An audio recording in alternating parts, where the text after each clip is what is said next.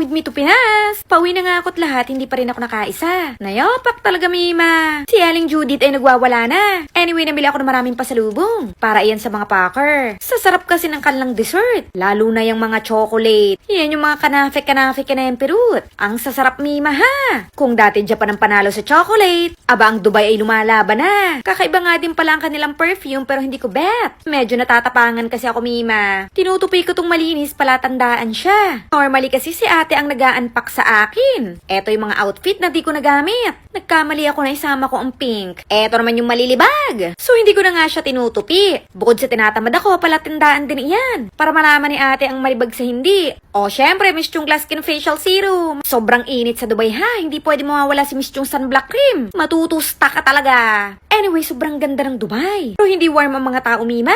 Miss Chung is lip tint nga pala yung lip tint ko, lian ng shade. Bihira lang talaga nag-i-smile sa kanila. And syempre, huwag kakalimutan ng vitamins. Myra 400E, tsaka Fern C. Saka ako yung nagtataka, hindi naman ako excited gumising sa umaga, Mima.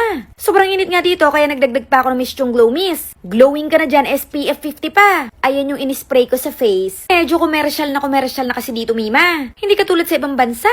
Excited ako gumising ng maaga. I-check ko yung breakfast nila. At ano ang atake ng morning nila. Dito kasi ay parang commercial na talaga. Di wala nga ako nakitang nagtitinda sa daan, Mima. Normally, nasa loob ng building siya. Hindi katulad sa ibang bansa, di ba? Ang cute lang, bilibili ka lang sa Gedli. Wala halos ganun-ganon dito, Mima. Siguro doon sa ibang area. Pero dito sa downtown, wala ako nakita. Look nyo naman ang aking luggage, ang dami ng dent. Pero carry lang, remembrance siya ng aking pag-ibang bansa. Oh, yaman-yamanan ako, di ba? Mercedes, Mima, may Uber lang sa kanila. Inang, Bulgari ang free ko na hygiene kit. Super saya ko talaga, Mima. Iyon nga, tinatawag na sano.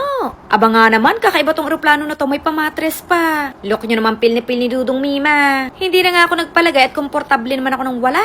Dati nga sa banig lang ay sapat na. Aarte pa ba naman ako, Mima? Lahat nga ng drinks dito ay ininom ko na. Sobrang katakawan ko, kala ko almond tong pickles. Buti na lang Dudong to the rescue. Pati nga mani nila ay hindi ko pinatawad. O feeling ko ako'y nakalamang, Mima. Kasi nakain ko silang lahat. Pero totoo, katawan ko pa ang napahamak. Dahil ako'y medyo tumaba. Walang magagawa, kups tayo. Feeling natin laging susulitin baga. O appetizer, are, hindi mo nakakain ng hilaw. Are yung main course, are naman ang dessert. O look nyo, may chocolate pa. Dessert ni Dudong cheese. Ang gyosa, snack niya. Eto namang spaghetti snack ko, Mima. Busog na ako pero inubos ko pa rin. Di pa nga ako natapos, di ko pa pinatawad tong kape.